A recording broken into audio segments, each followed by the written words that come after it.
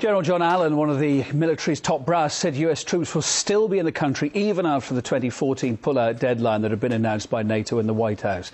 Ruthless insurgent attacks have been increasing in recent months, with several high-profile assassinations and shootouts in the heart of the capital, Kabul, as we've been reporting. Civilian casualties in the country are also on the rise. To discuss the outcome so far of this ongoing military campaign 10 years on, I'm joined by Michael Shank, analyst at the George Mason University School for Conflict and Resolution. Mr. Shank, thanks ever so much for being with us tonight. This conflict's already become the longest war in US history, and the outcome's still up in the air.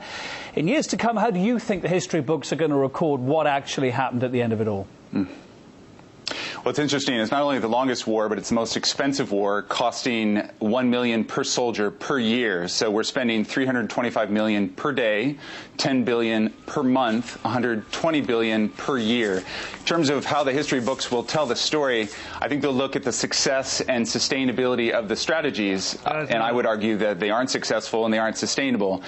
We've tried every military strategy under the sun, from counterterrorism to counterinsurgency. Now we're trying out these Afghan local police, which is essentially U.S. commanders giving money and munitions to whomever they choose on the ground.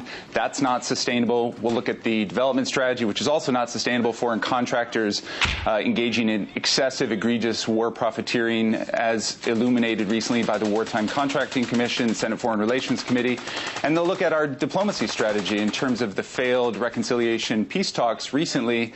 You know, the U.S. was extending a hand while having a hand behind its back. That hand behind its back was killing Taliban, was expecting Taliban to come to the table. So I think across the board, in terms of success and sustainability of the strategies, it's failed on all three accounts. And let's wind this back. Let's look right back to the beginning of this. Just a few days before 9/11, the Taliban offered to give up Osama bin Laden. Indeed, it continued to do so after that campaign first started. Why do you think the U.S. didn't take them up on that offer?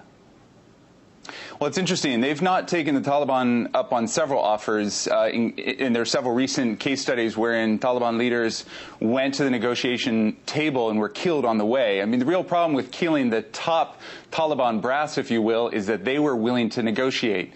Now that you're killing them off, you have a younger breed coming in, and they're less willing to negotiate. They've been fighting for fewer years. They're not as tired as fighting of the fighting, and so when you're killing the kind of the top Taliban elder leadership, you're also killing off those most willing to negotiate. President Karzai has admitted that the combined forces failed to provide Afghans with security. So what's going to happen if and when the coalition forces do leave the country? Well, it's interesting. In terms of winning the hearts and minds, either of Afghans or Americans, we've lost on all accounts. You know, Afghans are not experiencing more security, more freedom of movement, more economic opportunity, more access to health care, medical services, schools. They're not experiencing that. In fact, it's declining. They're facing more insecurity. Attacks have risen. Petraeus has actually issued more airstrikes, increasing at 60 to 80% over McChrystal. So they're experiencing less security. So in terms of winning the hearts and minds there, we're failing. In terms of winning the hearts and minds in America around this war, you know, America's tired. They're looking at financial cuts in Congress and saying, well, why aren't we scaling down the war, which is crippling our economy here? And so I think on both shores we're losing. Well, exactly. Tired and broke. Let's face it. I mean, it's been estimated, as you intimated when we started having this chat, and you mentioned in a recent article as well, that Afghanistan and the Iraq wars have cost a staggering $3.7 trillion so far. This is as we're going over the 10-year time frame. In times of financial hardship like we've got now, like we're seeing so graphically in the US and around the world, can this war still be justified at any level? Absolutely not. And the CBO put out a report saying if we end the wars now, we save $1.4 trillion. These are monies that can be saved. The $3.7 trillion that you mentioned, Brown University study, I mean, that's money that we didn't have. That was all debt funded, deficit funded.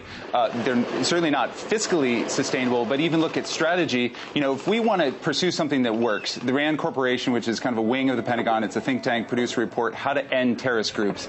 In that, they identified three strategies most effective: policing, intelligence, negotiations.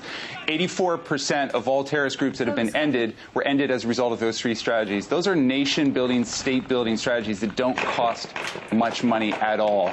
We need to reduce the heavy military footprint and airprint that is costing our coffers incredible amounts of money, not sustainable. Pursue lighter footprints, perhaps around the world where things are unstable, but in terms of the current strategy, not remotely financially sustainable. Michael Shank, analyst at the George Mason University School for Conflict and Resolution. Ever so good to have you on the programme. Thank you. Thanks.